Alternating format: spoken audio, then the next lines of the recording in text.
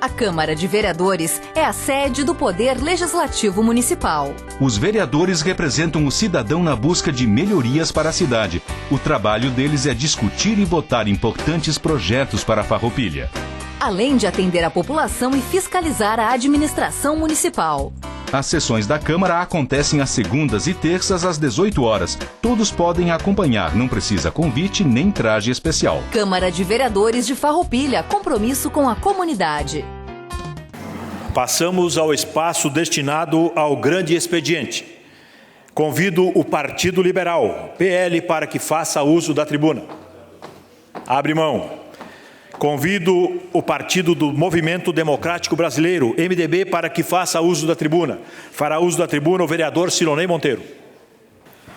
Boa noite novamente. Algumas perguntas foram atendidas. Ao senhor Rogério aí, meu obrigado por ter vindo aí fazer a explanação. E quando eu falei aqui que a questão do letreiro do cartódromo, ele está bonito, mas falta a letra L lá. Então teria que providenciar, senão fica meio estranho. E, Roque, fica tranquilo, tá, Roque? Já foi solicitado para a secretária do Turismo a colocação de uma fiscalização efetiva que acompanhe e fiscalize o local. Antes era intercalado 1 hora a preparação e conversa com os kartistas. Acho que poderia liberar aí uns 40 minutos entre as baterias para que o kart amador na nossa cidade aqui conseguisse também usar o local aí, pagando seus valores também. Então, o que eu quero falar hoje na tribuna, na verdade, é uma carta orientativa aí, né, sobre a gestão do cartódromo. O cartódromo municipal de Farroupilha já foi referência regional na prática do kartismo, atraindo praticantes e entusiastas da Serra Gaúcha e de outras regiões. O município, ao lançar o processo licitatório para a concessão do espaço público, teve como intuito declarado o fomento do esporte e a valorização do kartismo e a retomada do protagonismo da cidade nesse segmento esportivo. Entretanto, os resultados práticos da concessão têm se revelado o contrário ao objetivo inicial. Hoje, Farroupilha é a única cidade da Serra Gaúcha com o cartódromo em atividade, vive um esvaziamento em sua principal praça esportiva automobilística. Antes da concessão, o cartódromo funcionava de quarta a domingo, com atividades de manutenção, revisões e treinos constantes. Média 50 kartistas com karts próprios aos sábados. Havia disponibilidade de kart infantil para iniciação do esporte. Após a concessão, o espaço abre apenas de sexta a domingo. Kart alugado disponível apenas no sábado e domingo. Apenas 15 kartistas, em média, frequentam os finais de semana. Cobrança pelo equipamento de segurança, como eu falei na minha fala ali, o que desestimula a prática. Falta de padronização na segurança, com relato de uso de bermudas e camisetas e ausência do macacão, como também vocês viram no telão. A ausência de informação no local, a orientação é dada a mandar mensagem para o número de Nova Santa Rita. Eu tive em contato com o Juliano, em novembro, né, Juliano? Solicitando um horário lá de agendamento e tu não me respondeu, né? Fevereiro ali que eu te liguei novamente, a gente acabou nem falando no assunto. Mas tu olhar nas mensagens ali, tem uma que eu te mandei em novembro sobre um aluguel de kart e não tive resposta. Então já começa por aí que a comunicação ela não está sendo efetiva como deveria ser. E isso o senhor Rogério tem que mudar as demandas lá no cartório. Em diversos sábados, menos de 4 baterias de kart são realizadas. Limitação dos treinos com kart próprio até às 13 horas, né? Sem justificativa clara. Eu acho ali os karts, eles estão para as 13 horas, aí tem o kart indoor para andar, não entra na pista, fica lá tendo as instruções, né, do pessoal, né, como é que procede e tal. Essa hora aí podia ser proveitosa para o pessoal que usa o kart amador na nossa cidade poder continuar usando. Acho que não vai atrapalhar nada o andamento do kart indoor, na questão que nem o Rogério falou de acidentes aí, não, porque o pessoal não vai estar na pista. e vão cumprir aquele horário, que seja aí uma bateria de 30, 40 minutos, o pessoal não está se negando a pagar por isso aí, só que estão querendo aproveitar. Como o senhor Rogério falou aí, que não tem demanda. E aí depois, numa fala dele, ele disse que tem 150 pessoal usando o kart, então algumas coisas não estão sendo bem claras, né? Então acho que tem como daqui a pouco intercalar entre os horários aí com uma conversa com o Rogério, eu acho que vai vir a agradar a todo mundo aí, né? Vacaria hoje cedia a etapa do Campeonato Gaúcho, com expectativa aí de torno de 150 kartistas, né? Hotéis da cidade está praticamente lotado, o que revela o potencial turístico e econômico do esporte, né? O que aconteceu com a nossa cidade, que hoje não acontece mais no kart, né? Eu fui um incentivador da questão de licitação, porque sim, precisava passar por um processo para a gente poder fomentar o kart na nossa cidade. Só que o efeito foi o contrário, né? O que se vê hoje é esvaziamento lá, né? Não se vê mais. Como eu moro no Cinquentenário, passo toda hora para aquele local lá, eu vejo que não passa mais parte do tempo parado do que o pessoal usando. Então, que eu queria falar para vocês também, né, que os pontos críticos, né, que a concessionária precisa levar, né, nessa questão é a ampliação dos dias do horário de funcionamento do cartódromo e tentar retomar aquela rotina que usava antes, né, tentar achar um jeito que consiga retomar a rotina anteriormente. E a gratuidade, o fornecimento básico dos equipamentos de segurança, né, especialmente para os iniciantes. O que a gente viu aí, nem o básico não está sendo passado para o pessoal, né? Isso aí é um risco enorme aí, né? Se eu não me engano, até já teve um acidente há uns meses atrás aí. E depois desse acidente eu vi que começou a ter uma ambulância lá no local. Melhorar a estrutura de atendimento aos frequentadores com profissionais que saibam orientar e não apenas repassar contatos remotos, né? Uma outra questão também é que a gente fala da estruturação, né? Sem tomada nos boxes, agora poderia começar a pensar nessa questão de aprimorar a estrutura, que pelo menos o que estava antes já era o suficiente, né? A questão dos banheiros também. Hoje, se tem alguém no banheiro fazendo sua necessidade, quem passa na rua consegue enxergar. Isso aí também é muito ruim. Criação de uma escolinha de kart, algo bacana que pode ser desenvolvido. Estímulo do kartódromo por kartista com equipamentos próprios, sem restrições arbitrárias de horários, que nem a gente falou ali, tentar ajustar algum horário, porque o pessoal que usa o horário disponível na sexta-feira à tarde, a maioria do pessoal trabalha na sexta-feira à tarde, e o sábado de manhã, e se vão contar agora, sábado de manhã no inverno, ninguém mais corre, né? Aí sim o pessoal vai ter que ficar vendendo o kart realmente, porque não vai conseguir, né? De tarde vai o indoor, né? E melhorar a comunicação e a transparência com a comunidade. Acho que isso é muito importante, tá?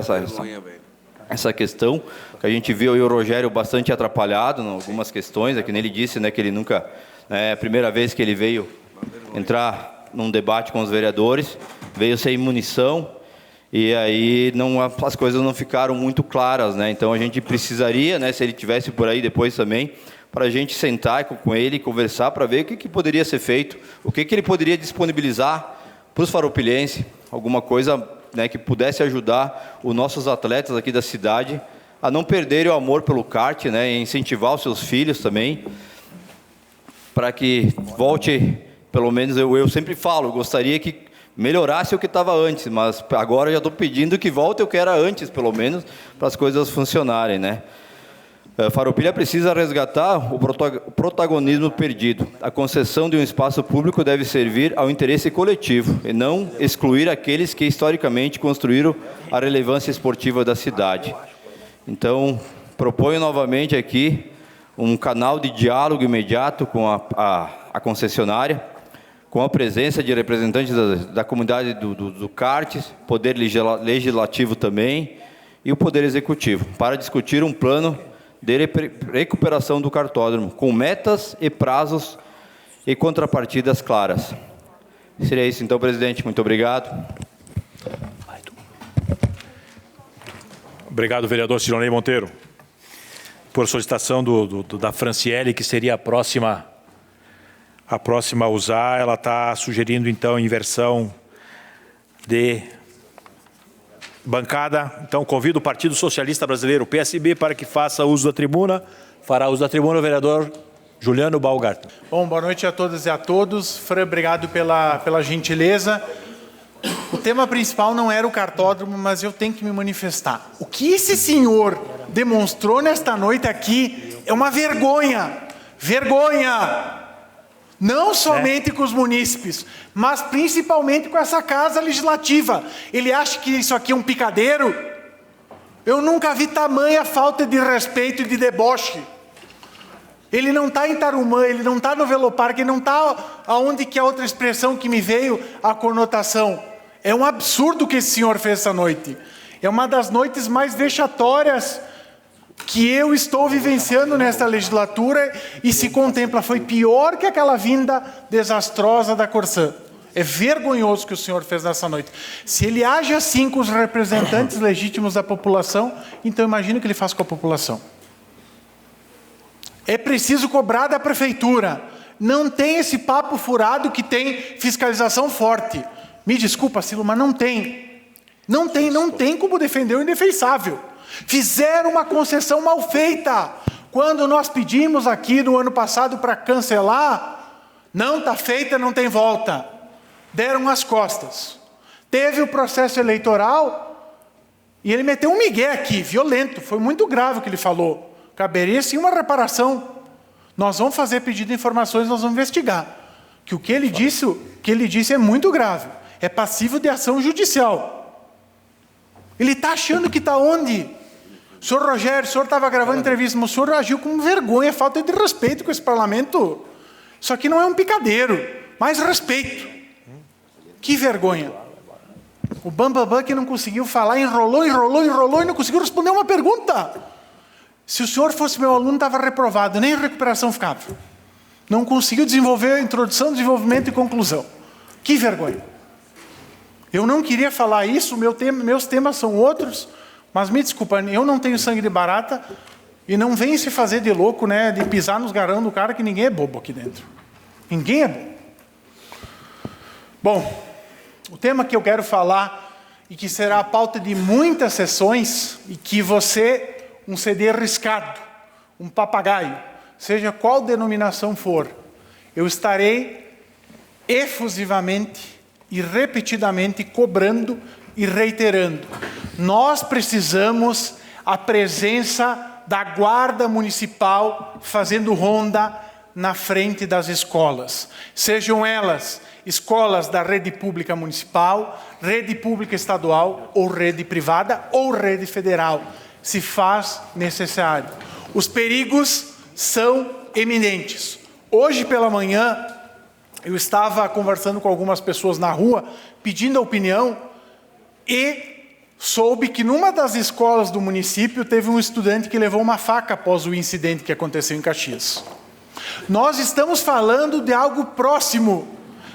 É necessário coibir antes que aconteça uma desgraça. Depois que aconteceu uma desgraça, não adianta fazer uma nota e lamentar. Nós precisamos para ontem a Guarda Municipal fazendo esse serviço. As pessoas querem isso.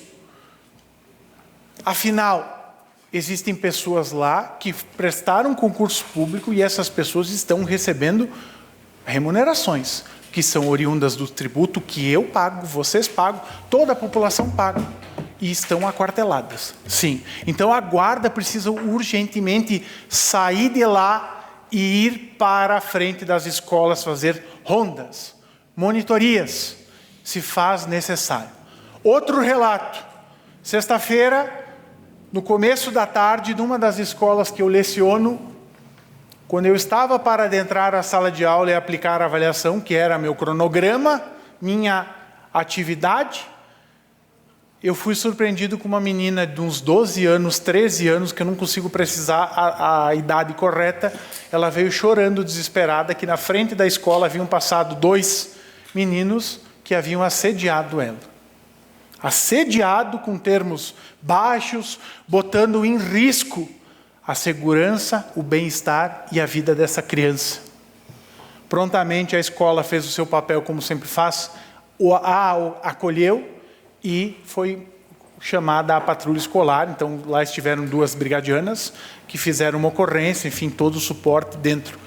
Mas essas coisas podem e devem e têm que ser evitadas. A guarda tem que sair para a rua para fazer isso. Não pode ficar a bel prazer. E também não dá para a guarda, quando tem algum assunto, ela do nada aparecer aqui na Câmara para acompanhar. Nós queremos a guarda na rua, a guarda trabalhando, dando segurança. É preciso. E as pessoas que eu conversei hoje pela manhã, que foram algumas, todas elas concordaram, sim, é importante para evitar que tenha drogas, para evitar que tenha assédio, para evitar que tenha violência, para evitar. O perigo iminente está mais próximo do que parece. Então eu estou lançando oficialmente hoje a campanha e vou bater na tecla. Porque na legislatura passada eu falei isso, semana passada eu fiz indicação, semana passada inclusive a vereadora Fernanda se manifestou sobre o tema com o mesmo intuito, com a mesma linha de raciocínio, sem nós sequer trocarmos 2 palavras. Guarda municipal fazendo ronda nas escolas já. Já. E eu não vou parar de falar esse assunto até que o Executivo Municipal tome providências. É preciso, é preciso. Depois que acontece o pior, não adianta lamentar. Ninguém esperava acontecer o que aconteceu lá em Caxias. E quando foram incisivamente averiguar o contexto social, com tudo que estava acontecendo, encontraram mais facas, encontraram mais ameaças, ou seja, está próximo. E que pai, que mãe, que não quer que a sua filha, o seu filho estejam seguros? Eu não conheço um que não queira. Então, a segurança das crianças e de toda a comunidade escolar, ela é urgência. Urgente, para ontem. Então, eu quero aqui manifestar e eu vou bater nessa tecla até que algo de concreto aconteça. Guarda municipal fazendo ronda nas escolas já. E eu não quero desculpas, eu quero ação. E a ação é colocação da prática. Outro tema que eu quero falar aqui, meu colega vereador Roque já trouxe em outro momento, e eu fui procurado e demandado pelos moradores da comunidade ali da região do 3º distrito, linha Miller, linha Eli, São João, que é o quê? Desde o ano passado, vai fazer, aliás, fez 11 meses da queda da barreira, que danificou a pavimentação asfáltica, e até agora o buraco continua na via. E tem que lembrar, a Casa Legislativa aprovou recentemente um empréstimo de 20 milhões para a Prefeitura, para consertos, para manutenções em locais que foram danificados por conta da chuva. Vai fazer aniversário. A comunidade está pensando em botar uma torta e cantar parabéns. Fora que não é só o direito de ir e vir das pessoas. É um ponto turístico. Um governo que quer viver do turismo, então é necessário ações. E além do mais, a roçada no entorno. A roçada. Os moradores estão muito descontentes e não é de hoje que tem esse problema das roçadas, ele só se repete. Então, se faz de suma importância e de necessidade fazer aquele fechamento, repavimentar aquele local e a roçada. É manutenção, é coisa básica, básica e primordial para aquele local. Outro assunto que eu quero falar, e também é um assunto que eu levantei na legislatura passada, então parece que eu estou requentando, se fosse um buffet ia ser comida requentada, em muitas coisas, porque a gente fala, a gente propõe, e muitas coisas não avançam. Farroupilha parou no tempo em algumas coisas. Por exemplo, agora todos os munícipes receberam o carnê do IPTU, um carnê físico, um carnê que tem um custo entre impressão, deslocamento, mais de 100 mil reais, porque tem uma correção, que inclusive na legislatura passada eu fiz um pedido de informações e veio a resposta. Está na hora de abrir um sistema, um cadastramento para as pessoas aderirem e terem acesso ao carnê digital e não receberem mais no celular. Hoje o mundo avançou. Ah, mas tem pessoas que têm dificuldade. Ok, mantém para essas pessoas, mas abre para quem consegue ter o acesso, porque a gente está fazendo o quê? Praticidade, porque a pessoa vai lá, consegue fazer o Pix, o pagamento por código de barra sem impressão. A gente está reduzindo o custo, A gente está trabalhando com viés de sustentabilidade. Então, é preciso começar, é preciso avançar. Claro que não tem como fazer da noite para o dia e ser algo que o ano que vem 100% vai ser digital. E não deve, mas tem que começar. O importante é dar um primeiro passo. Daí muitos vão dizer, mas é difícil, é complexo. Caxias do Sul, que tem 500 mil habitantes, é 100% digital. Farroupilha, que tem 80, não consegue. Então, às vezes, as comparações que são utilizadas, elas não têm nexo. E elas não têm conexão. Porque elas fazem o quê? Elas fazem com que, simplesmente, não se justifique e não se sustente. Então, fica aqui mais uma vez a minha manifestação acerca desse assunto também do IPTU e da sustentabilidade. Outro ponto que também manifestei no ano passado, após aquela tragédia que aconteceu na rodovia dos Romeiros, e, inclusive, foi matéria da imprensa local, um pinheiro que ele está com um declive próximo à pista. Inclusive, eu vi a resposta do secretário que foram verificar a situação, o estado da araucária, e ela não compromete a segurança. E tipo, o que estão esperando para tomar uma providência aí, fazer a extração e, quem sabe, substitui, planta mais 10 pinheiros em outra árvore? Estão esperando algo pior acontecer? Então, eu sempre digo e repito, a história que se repete, como farsa ou como tragédia. Então, tem que esperar acontecer de novo para repetir e depois dar explicações. Então, as coisas estão diante dos nossos olhos, mas carece o quê? Atenção, percepção e ação. Por fim, o último tema que eu trago neste grande expediente.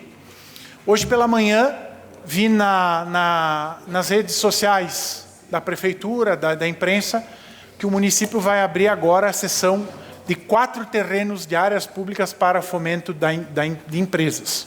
Olha, eu acho que é louvável, eu acho que é salutável, porque geração de renda e emprego, eles são primordiais para o desenvolvimento do ser humano, para o desenvolvimento do trabalho, para a renda, para a geração de tributos, enfim, é de suma importância. Só que há necessidade de ter vamos dizer assim, uma salvaguarda para que não ocorra, como aconteceu em vários casos no passado, que as empresas receberam o terreno para empreender, para ali alçar seu empreendimento, e depois de certo tempo elas fecharam o CNPJ, transferiram e venderam aquele local. Ou seja, o patrimônio que era do município acabou virando um patrimônio privado e gerou um lucro para aquela empresa, para aquelas pessoas que ali detinham. Então, tem que ser sim uma cessão de uso e tem que ter regras claras, objetivas e sempre pensando no contraponto, que é o bem de interesse comum, o patrimônio público. Então, eu quero me manifestar aqui, dizer que é importante, toda empresa que vem, ela é necessária. Acho que é importante fazer esse debate e esse contrapé, porque a gente sabe que muitas vezes algumas empresas não conseguem se instalar porque faltam áreas públicas para o fomento, o incentivo, mas também não pode pegar a empresa e dar rodo e depois as empresas desistem de lá ali ter seu negócio, fecham o seu alvará ou trocam de endereço e a área que era pública ficou privada e elas vendem e tem lucro e a prefeitura, o poder público fica a ver navios. Então, senhor presidente, era essa a minha manifestação. Obrigado, vereador Juliano. Convido o Partido Progressista, PP, para que faça uso da tribuna. Abre mão. Convido o Partido Democrático Trabalhista, PDT, para que faça uso da tribuna. Fará uso da tribuna a vereadora Franciele Bonassi. Boa noite, senhor presidente, colegas vereadoras, vereadores, imprensa, as pessoas que nos prestigiam essa noite, quem assiste de suas casas também. Quero começar meu discurso falando, então, que pela primeira vez nós tivemos a capacitação aos monitores, para as crianças com necessidades específicas de aprendizagem e dizer, vereador Pastor Davi, agradecer em seu nome como líder do governo, mas dizer que siga desta forma, que a gente sabe que vai ter mais 2 ainda neste ano e que no ano que vem a gente possa dar esse suporte aí aos monitores e também aos professores antes mesmo de iniciar as aulas. Hoje, para quem não sabe, é o Dia da Educação Inclusiva. Então, eu vou fazer um discurso sobre isso, porque eu acho que é importantíssimo que a gente olhe para esse dia. É nosso dever olhar para essa data não apenas como celebração, mas como um alerta, um chamado à honestidade, a coragem de dizer em alto e bom som aquilo que tantos vivem em silêncio. A inclusão escolar, na prática, não funciona. É duro dizer isso, eu sei, mas é mais duro ainda viver isso todos os dias. Não é justo fingirmos que tudo vai bem, quando o que temos é um sistema educacional falido na sua missão mais nobre, acolher e ensinar a todos, sem exceção. A escola pública não está preparada para receber alunos com deficiência. E não é por falta de vontade dos professores, das famílias ou das próprias crianças. É por falta de estrutura, de formação, de suporte, de política pública séria. Vamos começar pela base. As escolas não têm suporte. E quando digo suporte, eu falo de tudo. Falo de sala de aulas adaptadas, de materiais acessíveis, de profissionais de apoio, de tecnologias assistivas, que muitos podem não saber o que é. Falo de tempo, de planejamento, de escuta. A escola diz que é inclusiva, mas algumas não têm nem banheiro adaptado. Diz que é para todos, mas não há intérprete de Libras. A criança chega, mas quem vai acompanhá-la? Quem vai fazer o plano de ensino individualizado? Quem vai adaptar a prova? Quem vai garantir que ela entenda o que está sendo ensinado? O professor? A professora? Eles estão sozinhos. Os professores estão solitários, sobrecarregados, sem formação adequada, sem apoio pedagógico, muitas vezes sem sequer saber como se comunicar com o aluno com deficiência que chega à sua sala. E sabe o que acontece? A sobrecarga vira dor. A dor vira adoecimento físico e mental. Professores medicados, em crise, buscando forças para continuar em um ambiente que exige cada vez mais e oferece cada vez menos. Um ambiente onde a inclusão virou sinônimo de abandono. Porque, na prática, o aluno com deficiência não está incluído. O aluno com deficiência está incluído apenas na chamada, não no aprendizado. E o que dizem as leis, né? Tantas leis que a gente aprova. O que adianta termos direitos garantidos se não há políticas públicas que os façam valer? As famílias estão exaustas de cobrar e cobrar seus direitos. São todos os dias. A lei brasileira de inclusão também é clara. A educação é um direito de todos, em igualdade de condições. A lei proíbe a cobrança de taxas extras em escolas privadas, exige acessibilidade, prevê o direito a um sistema educacional inclusivo em todos os níveis. Mas eu pergunto, onde está esse sistema? Onde estão as salas preparadas, os profissionais formados, os planos de ensino adaptados? A resposta é triste. Estão na teoria, estão apenas no papel. Estão nos documentos oficiais, mas não na vida real de quem pisa na escola todos os dias. As famílias estão cansadas de ouvir, não temos como fazer isso. Estão cansadas de serem tratadas como exageradas, como difíceis, como se pedir que seus filhos aprendessem fosse um favor e não um direito. E é importante dizer que não é culpa dos professores. Eles também são vítimas desse sistema. Também estão lutando com o que têm. Mas o que falta é conhecimento e empatia. Não só por parte dos docentes, muitas vezes, mas por parte do sistema como um todo. Falta formação inicial e continuada. Nas faculdades de pedagogia, a educação inclusiva é um capítulo, quando deveria ser a base. A maior parte dos professores que estão em sala de aula nunca tiveram uma aula sobre deficiência, nunca aprenderam sobre neurodivergência, não sabem nem o que é um plano de ensino individualizado. E mesmo aqueles que querem aprender, não têm tempo, trabalham em 3 turnos, em salas lotadas, sem apoio e sem escuta. Falta empatia, porque ainda vivemos numa sociedade que considera a deficiência como um problema do outro. Ainda existe preconceito, ainda existe invisibilidade, ainda existem escolas que pedem para a família transferir o aluno porque não tem condições. Hoje mesmo uma mãe entrou em contato comigo sobre isso. Ainda se acredita que uma criança com deficiência atrapalha o andamento da turma. Ainda há quem diga que em pleno 2025 que seria melhor uma escola especial para essas crianças. Mas não é isso que queremos. O que queremos é que a escola se transforme para acolher a todos. O que queremos é que a educação inclusiva seja de verdade, com planejamento, com acompanhamento, com afeto e com responsabilidade. E isso passa por planos de ensino individualizados reais, e não genéricos. Cada criança é única, tem seu ritmo, sua forma de aprender, seus talentos. Um plano individualizado precisa ser construído com o professor, com a família e com os profissionais de saúde que atendem a criança. Precisa ser vivido na prática e não arquivado numa pasta para fins burocráticos. Falta política pública, porque é fácil fazer campanha falando de inclusão, e a gente viu esse mês muitas campanhas e muitas pessoas falando que é bonito, que o Abril é azul, que é tudo lindo. É bonito usar essas palavras nos discursos, mas onde que está o investimento? Onde estão os cursos para profissionais de apoio? Onde estão os recursos para tecnologias assistivas? Onde está o orçamento? A inclusão só vai existir de verdade quando ela for prioridade. E prioridade a gente mede em investimentos. Tem que investir. Se mede em política pública, em fiscalização, em responsabilização, em escuta às famílias, em diálogo com os professores, em valorização de quem luta todos os dias por uma escola mais justa.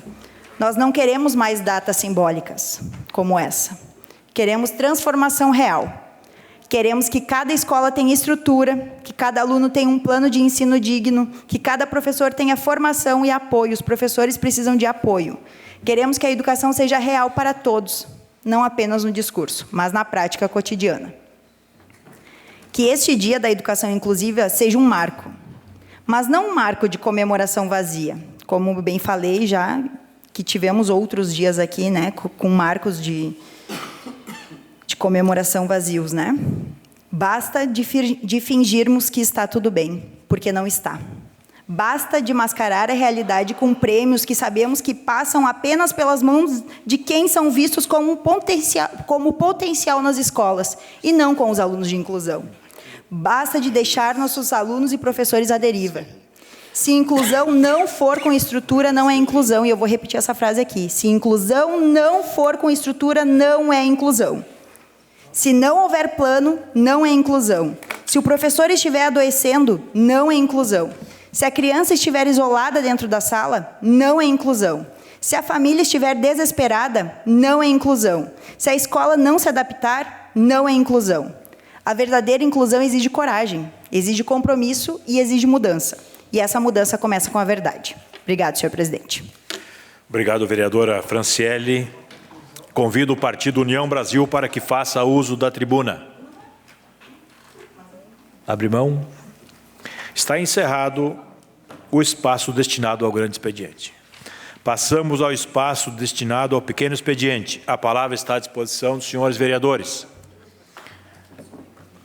Está encerrado o espaço do pequeno expediente.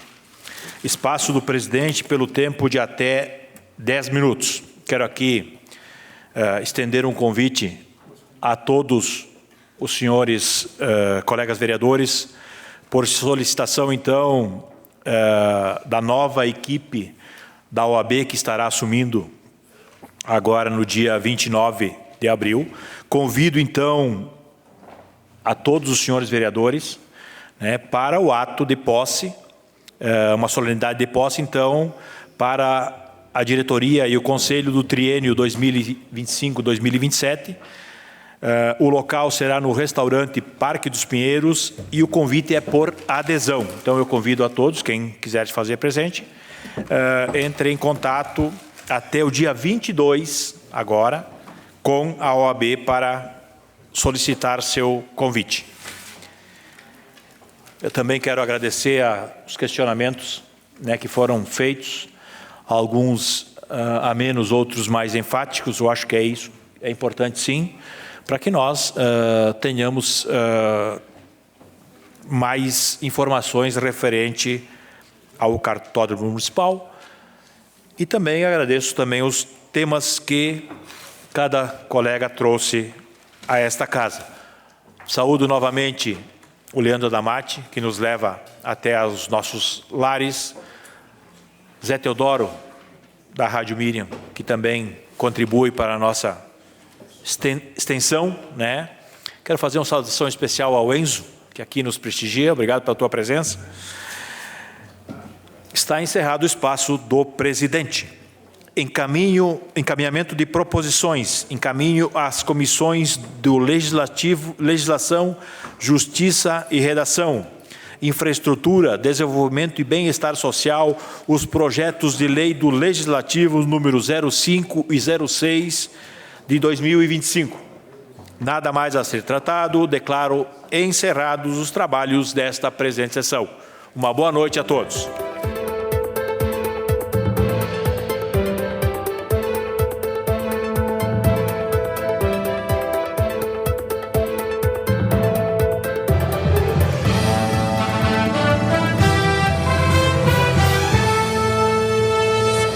A Câmara de Vereadores é a sede do Poder Legislativo Municipal. Os vereadores representam o cidadão na busca de melhorias para a cidade. O trabalho deles é discutir e votar importantes projetos para a Farroupilha.